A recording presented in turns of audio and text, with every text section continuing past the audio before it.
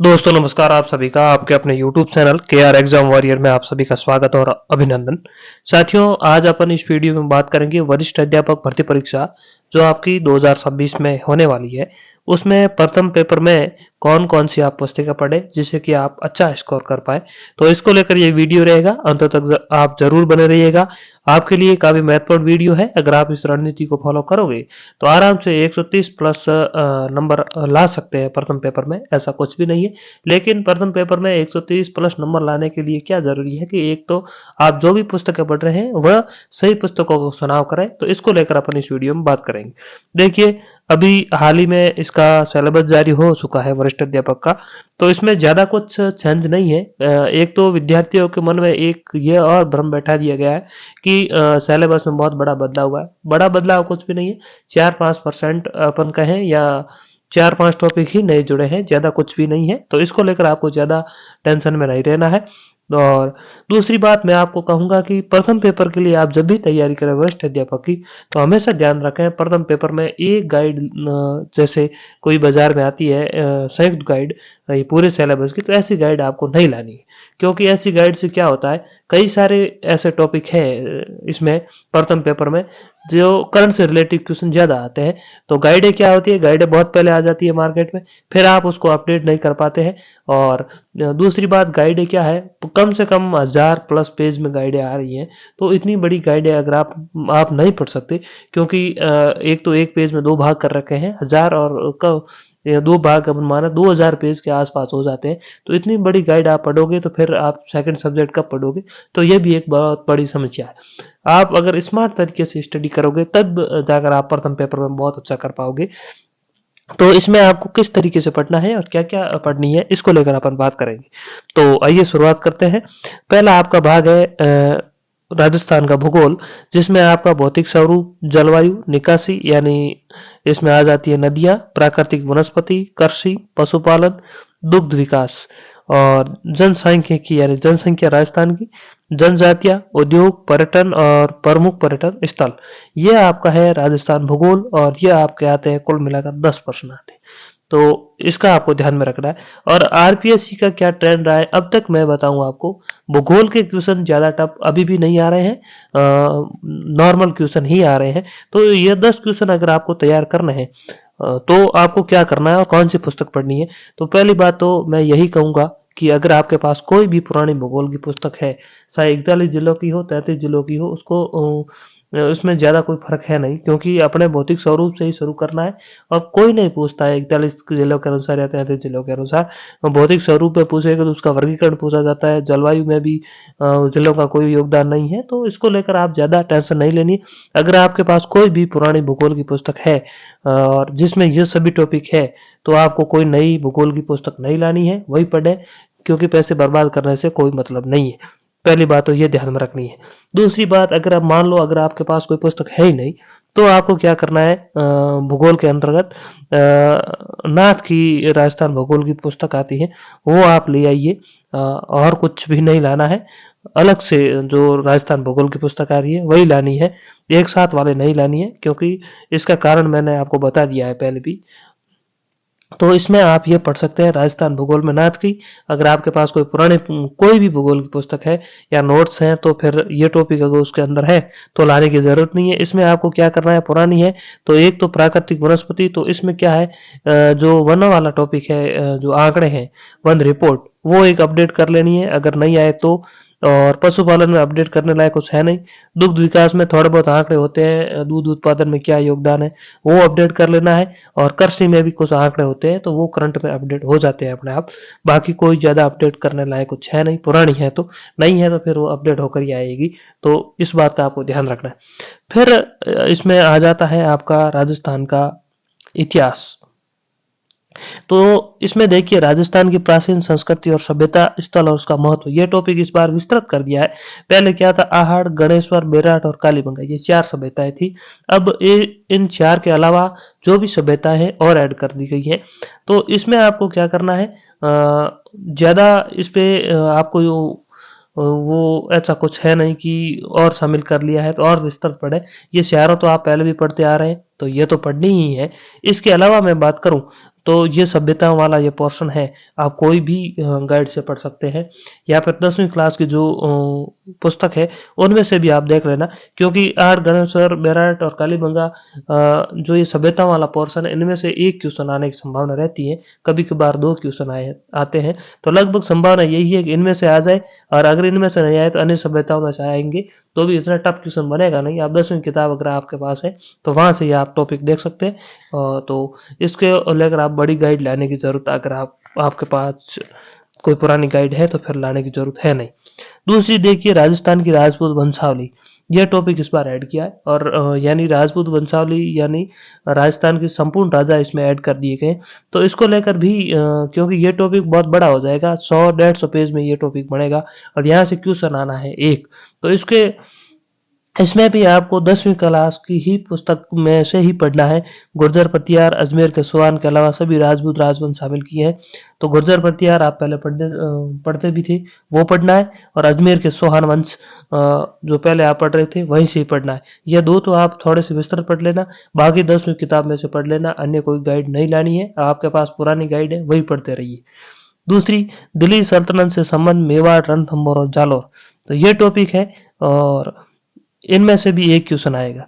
एक ये हो गया आपका, कुल मिलाकर इतिहास में 10 प्रश्न आते हैं, और राजपूत वंशावली में से एक क्वेश्चन आएगा, और सभ्यताओं में से एक, 3 ये हो गए।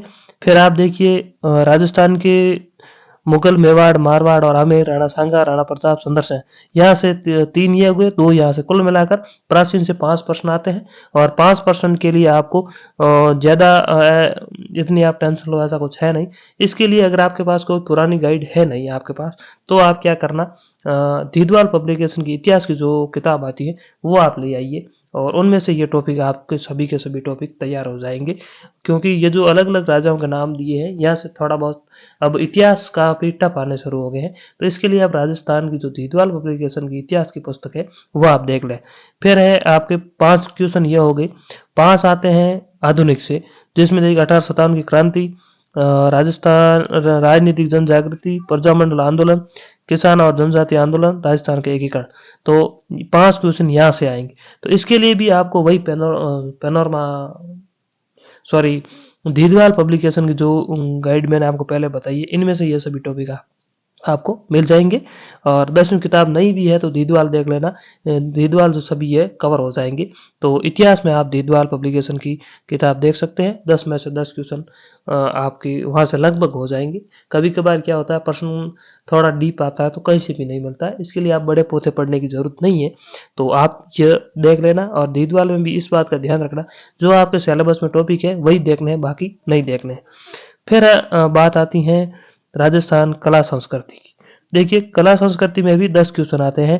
इनमें से अपन देखें तो लोक देवता और लोक देवियां, राजस्थान सामाजिक जागृति, मंदिर, किले, चित्रकला, मेले त्योहार, परिधान आभूषण, हस्तशिल्प, लोक संगीत, रंगमंच, भाषा साहित्य, राजस्थान के प्रमुख व्यक्तित्व। तो ये जो है ये भी आप मेरे मानना यही है कि दीदवाल पब्लिकेशन से पढ़ सकते हैं। कला संस्कृति की जो किताब आती है उनमें से आप देख लें, 10 के 10 प्रश्न आपके सही हो जाएंगे। और इसमें क्या है कि कला संस्कृति के ज़्यादा टफ क्वेश्चन आते नहीं है। भाषा साहित्य थोड़ा सा आप विस्तृत देख लेना, यहाँ से कभी कभार अच्छा क्वेश्चन आ जाता है, बाकी लगभग नॉर्मल क्वेश्चन आते हैं, तो आपके वहाँ से हो जाएंगे। तो कुल मिलाकर यह हो गया राजस्थान के, अपन बात कर रहे थे भूगोल, इतिहास और कला संस्कृति, 30 क्वेश्चन आते हैं। 30 में से मैंने आपको बता दिया, भूगोल में आप नाथ देख सकते हैं, और इसमें दोनों में आप दीदवाल देख सकते हैं, आपके लिए काफ़ी अच्छी रहेगी। फिर आती है राजस्थान की राज व्यवस्था। राज व्यवस्था में इस बार थोड़ा सा बदलाव हुआ है राजस्थान की, और संपूर्ण राजस्थान की राज व्यवस्था ऐड कर दी गई है अब। तो इसके लिए आपको क्या करना है, पहले तो देखिए यहाँ से आएंगे आपके 10 क्वेश्चन कुल मिलाकर, राजस्थान की राज व्यवस्था से 10 क्वेश्चन, और 10 के 10 क्वेश्चन काफी स्टैंडर्ड आते हैं। तो इसके लिए आपको क्या करना है, राहुल चौधरी की पुस्तक आती है उसको आपको पढ़ लेना है, बहुत अच्छी तरीके से पढ़ना है, बार बार पढ़िएगा, उसमें वस्तुनिष्ठ भी दिए गए हैं, तो आपको काफ़ी वहाँ से बेनिफिट हो जाएगा। तो ये सभी जो टॉपिक है, राज्यपाल, राज्य विधानसभा, मुख्यमंत्री, मंत्रिपरिषद, राजस्थान उच्च न्यायालय, आदेश न्यायालय, पंचायती राज व्यवस्था, नगरीय स्थानीय व्यवस्था, सचिवालय, संभागीय आयुक्त, जिला प्रशासन, राजस्थान लोक सेवा आयोग, राज्य महिला आयोग, राज्य वित्त आयोग, राज्य निर्वाचन आयोग, लोकायुक्त, राजस्थान विविध सेवा प्राधिकरण, ये सभी टॉपिक उसमें से हो जाएंगे। लेकिन विशेष रूप से इस बार आपको क्या ध्यान में रखना है, जो नए टॉपिक ऐड किए हैं उसको विशेष रूप से पढ़ना, क्योंकि जब भी नए टॉपिक ऐड किए जाते हैं तो वहां से 100% क्वेश्चन आते हैं। तो इन बात का भी आपको इन बातों का भी आपको ध्यान रखना है। तो यहाँ से आपके 10 क्वेश्चन आराम से हो जाएंगे। तो राहुल चौधरी की आप पुस्तक देख लेना, राजस्थान की राज्य व्यवस्था से। बाकी गाइडों में अगर आप सामूहिक गाइड लाओगे पूरे पाठ्यक्रम में, तो राजस्थान की राज्य व्यवस्था इतनी अच्छी नहीं आती है, वहां से आपको प्रश्न पूरे नहीं मिलेंगे, फिर आपके लिए समस्या हो जाएगी। तो यह बात भी आप ध्यान में रखें। तो यह होगी राजस्थान की राज्य व्यवस्था की, राहुल चौधरी आप देख सकते हैं। फिर आती है राजस्थान समसामयिकी। इसमें क्या करना है, आप क्रोनोलॉजी जो आती है वो आप देखिए सकते हैं, और इसमें ज़्यादा ऐसा कुछ है नहीं। क्रोनोलॉजी प्रत्येक माह आती है, उसमें राजस्थान का जो करंट अफेयर है वही देखना है आपको, 4-5 पेज में आता है, वो आप हमेशा देखते चलिए, वहां से आपका आराम से हो जाएगा। फिर आपका पोर्शन आता है विश्व एवं भारत का सामान्य ज्ञान। यह पोर्शन जो है आपको सिलेक्शन देने लायक पोर्शन यही है, क्योंकि राजस्थान जीके तो हर कोई विद्यार्थी पढ़ता है और वहां से क्वेश्चन हो जाते हैं। यहाँ पर विद्यार्थी क्या गलती करना है, गाइड लाता है और गाइडों में बहुत बड़ा मैटर दे रखा है, वहां से क्वेश्चन मिलते नहीं है। तो आपको क्या करना है, देखिए महाद्वीप और महासागर और उनकी विशेषताएं, यह बहुत बड़ा टॉपिक है। लगभग मैं बात करूं तो 50 से 60 पेज या 70 पेज में भी महासागर और महाद्वीप दे रखे हैं। क्वेश्चन यहाँ से कितने आते हैं, एक क्वेश्चन आता है। तो इस एक क्वेश्चन के लिए आपको बड़े बड़े पोथे पढ़ने की जरूरत नहीं है। आप को क्या करना है, कलाम पब्लिकेशन से जो टेस्ट सीरीज होती है उसमें बुकलेट्स आती है, और उसकी पीडीएफ भी कई जगह मिल जाती है। तो वहां से महाद्वीप और महासागर आप देख सकते हैं। अगर कहीं से नहीं मिल रही है तो मैं आपको पीडीएफ उपलब्ध करवा दूंगा, वहां से आप महाद्वीप और महासागर वाला टॉपिक, वैश्विक पवन प्रणाली, पर्यावरणीय मुद्दे, ये करंट रिलेटिव ज्यादा होता है, और प्रमुख मानव बस्तियां, जनसंख्या वितरण और प्रवासन, ये जो टॉपिक है, ये चारों टॉपिक है। यहाँ से क्या होता है, करंट रिलेटिव ही प्रश्न आते हैं।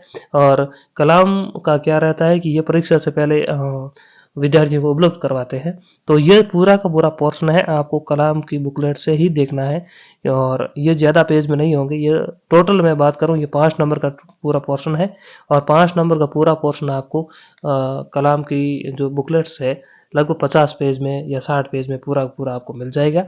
और परीक्षा के लिए 5 के 5 क्वेश्चन यहाँ से मिल जाते हैं, बहुत अच्छा मैटर देते हैं। तो बुकलेट्स मैं प्रयास करूंगा कि ये जो है, जो पर्यावरणीय मुद्दे, मानव बस्तियां, जनसंख्या वितरण, प्रवासन, ये तो परीक्षा से 2-3 माह पहले उपलब्ध करवा देंगे, इसमें ज़्यादा कुछ है नहीं। बाकी महाद्वीप और महासागर और वैश्विक पवन प्रणाली, ये मैं आपको ग्रुप में उपलब्ध करा दूंगा, वहां से आप पीडीएफ निकाल लेना, पढ़ लेना आराम से। बाकी गाइडों के पैसे बर्बाद करने की जरूरत है नहीं। फिर आता है भारत का भौतिक विशेषताएं, जलवायु, निकासी, प्राकृतिक वनस्पति, जैव विविधता, ऊर्जा संसाधन। यह भी आपका 5 नंबर का पोर्शन है, यानी 5 प्रश्न है, 10 नंबर का है। तो इसमें भी आपको क्या करना है, इसमें भी आपको गाइड वगैरह ज़्यादा देखने की जरूरत है नहीं। यह भी आपको कलाम की बुकलेट से देख लेना है, और कहीं से नोट्स मिले तो भी आप वहाँ से नोट्स देख सकते हैं। आराम से 5 प्रश्न आपके यहाँ से मिल जाएंगे, और हो सके तो मैं आपको उपलब्ध करा दूंगा, लगभग हमारे पास उपलब्ध हो जाएंगे। तो इसके लिए भी आपको अन्य कोई गाइड वगैरह देखने की जरूरत है नहीं, क्योंकि इसमें ज़्यादा कुछ है नहीं। गाइड में बहुत सारा कसरा दे रखा है और सही ढंग से वहाँ पर नहीं दे रखा है, तो इसका भी आपको ध्यान में रखना है। फिर आता है कृषि, उद्योग, सेवा, क्षेत्र विकास, भारत विदेशी व्यापार संरचना। ये पूरा पूरा जो इकोनॉमिक्स वाला पोर्शन है, ये भी 5 नंबर का है, 5 क्वेश्चन का। यह भी करंट रिलेटिव है, और यह भी परीक्षा से आपको 2-3 माह पहले ही पढ़ना है, पहले नहीं पढ़ना है। गाइडें तो अब आनी शुरू हो गई है, तो ये इसमें फिर पुराने हो जाएंगे, यहाँ से क्वेश्चन आएंगे नहीं। तो ये भी आपको कलम बुकलेट से पढ़ना है, और ये परीक्षा से 2-3 माह पहले हम उपलब्ध करा देंगे अगर आप जुड़ते हैं। बाकी ये पोर्शन आपको कहीं मिलेगा नहीं, क्यों, करंट रिलेटिव है। बुक लाओगे, अभी गाइड लाओगे तो अभी फिर उसका फायदा है नहीं। इसके लिए आपको टेलीग्राम कोई चैनल है वगैरह, वहां से ही आपको मिलेंगे। तो कुल मिलाकर ये जो पोर्शन है, 5 हो गए विश्व वाला, 5 भारत के, और 5 ये जो 15 क्वेश्चन है, 15% के लिए जहां तक संभव हो आप कलाम बुकलेट्स पढ़ना, बहुत बड़ा फायदा होगा, और इसमें आप बहुत अच्छी लीड करोगे। तो ये बात है। आगे अब बात करेंगे अपन भारतीय संविधान की। तो देखिए, संविधान में आपको कहाँ से पढ़ना है और क्या पढ़ना है। देखिए, संविधान की बात करें, भारत का संवैधानिक विकास अब पूरा पूरा दे दिया गया है। पहला 1919 और 1935 था। संविधान सभा, भीमराव अम्बेडकर की भूमिका, नागरिकता, मौलिक अधिकार, नीति निर्देशक तत्व, मौलिक कर्तव्य, राष्ट्रपति, उपराष्ट्रपति, प्रधानमंत्री, मंत्रिपरिषद, संसद, सर्वोच्च न्यायालय, चुनाव आयोग। तो यह जो पोर्शन है राज व्यवस्था वाला, लगभग 10 प्रश्न आते हैं। इसके लिए आपको क्या करना है, या तो कलाम के कहीं से आपको नोट्स मिल जाए तो वो पढ़ सकते हैं, वे नहीं है तो राहुल चौधरी की भारतीय संविधान की बुक आती है, वो आप ले आइए, वहां से आपके तैयार हो जाएगी। संविधान में अब क्या है कि बहुत स्टैंडर्ड प्रश्न आते हैं।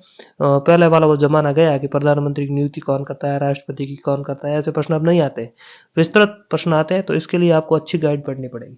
तो राहुल चौधरी की पुस्तक आती है भारतीय संविधान की, वो आप देख लेना और यहाँ से आपके 10 प्रश्न तैयार हो जाएंगे। फिर आता है विदेश नीति वाला प्रश्न, भारत की विदेश नीति के सिद्धांत, जवाहरलाल नेहरू का योगदान, प्रमुख शक्ति, पड़ोसी देशों के साथ संबंध, समसामयिक मुद्दे और चुनौतियां। तो यह जो आपका टॉपिक है, यह आपको कलाम की बुकलेट से ही तैयार करना होगा। और यह देखिए टॉपिक जहाँ तक संभव है, कलाम की बुकलेट लगभग अब पीडीएफ हर जगह उपलब्ध हो जाती है, तो वहाँ से आप देख सकते हैं। और बाकी अगर आपके पास नहीं है तो टेलीग्राम में हम प्रयास करेंगे कि आपको उपलब्ध करवाएं, लगभग आपको मिल जाएगी। बाजार में भी या गाइड कलाम की बुकलेट आ रखी है। तो यहाँ से ये जो 5 नंबर का पोर्शन है आपको तैयार करना होगा। यहाँ से 5 सवाल आते हैं, काफ़ी अच्छा योगदान रहता है। तो ये हो गई आपकी बात थी वो। अब बात करते हैं शिक्षा मनोविज्ञान की। शिक्षा मनोविज्ञान में क्या है, आपको केवल एक गाइड ही देखनी है, और अगर जो भी गाइड आपको समझ में आए वो आप देख लो, चाहे धीर सिंह जी की हो, चाहे अन्य कोई गाइड हो, कोई भी गाइड आप देख लो और उनमें से आपके 20% का मैटर तैयार हो जाएगा। तो बाकी अभ्यास करते रहिएगा। साइकोलॉजी भी अब समझ आनी शुरू हो गई है, तो जितनी संभव हो आपको समझ में आएगी उतना ही फायदा है। तो कुल मिलाकर ये पोर्शन था। और अगर आपको साइकोलॉजी समझ में नहीं आ रही है तो आप वीडियो वगैरह भी देख सकते हैं या कोर्स कोई ले सकते हैं, जिससे कि आपको समझ में आ जाए। तो कुल मिलाकर बात हो गई है कि आपको क्या क्या पढ़ना है। अंतिम सारांश यही है कि भूगोल में नाथ के देख लेना, राजस्थान भूगोल में, और राजस्थान कला संस्कृति इतिहास में दीदवाल की आप गाइड देख लेना। ये हो गया राजस्थान की राज्य व्यवस्था में राहुल चौधरी। और फिर आता है विश्व वाला पोर्शन, वो मैंने आपको बता दिया, कलाम बुकलेट। और विश्व बाद भारत और इकोनॉमिक्स वाला पोर्शन, वो भी कलाम की बुकलेट्स। फिर आपका भाग आ जाता है उसके बाद भारतीय संविधान, तो राहुल चौधरी की बुक देख लेना है। और विदेश नीति वाला जो पोर्शन था उसमें कलाम की बुकलेट। और शिक्षा मनोविज्ञान में आपको क्या देखना है, शिक्षा मनोविज्ञान में आप कोई भी एक गाइड देख लेना। तो ये कुल मिलाकर था आपके 100 नंबर का मैटर। और करंट की मैंने आपको बताया, क्रोनोलॉजी हर महीने पढ़ते रहना, जो राजस्थान का भाग है वह। तो कुल मिलाकर ये पोर्शन है। अगर आप इस तरीके से चलोगे तो बहुत अच्छा स्कोर करोगे और 130 प्लस नंबर आराम से ला सकते हैं। और कलाम सॉरी अगर आप सही रणनीति से चलोगे तो ज़्यादा भी आ सकते हैं। बाकी देखिए गाइड लाना या नहीं लाना आपके ऊपर निर्भर है, लाना चाहिए तो आप कोई मना ही नहीं है। लेकिन मैंने आपको बता दिया बहुत बड़ा पोथा आता है, फिर आपको उसको संभाल नहीं पाओगे और प्रश्न भी पूरे बने मिलेंगे नहीं। क्योंकि देखिए गाइड का क्या औचित्य होता है कि वो पूरे सिलेबस को कवर करती है, तो बड़ी पेज होने की चक्कर में वो क्या करते हैं, मटेरियल को शॉर्टकट कर देते हैं, तो फिर पूरे प्रश्न वहाँ से मिलते नहीं। और वरिष्ठ अध्यापक बनने जा रहे हो तो फिर गाइडों से काम चलता नहीं है, एक आध गाइड से। क्योंकि बियॉन्ड पे ग्रेड की नौकरी करने के जा रहे हैं आप, तो फिर कुछ अच्छा पढ़ोगे तब जाकर नौकरी मिलेगी। तो यह था। बाकी आपकी इच्छा है, आप जहाँ से पढ़ो, कोई मना नहीं है। धन्यवाद साथियों, मिलेंगे अगले वीडियो में, तब तक के लिए धन्यवाद।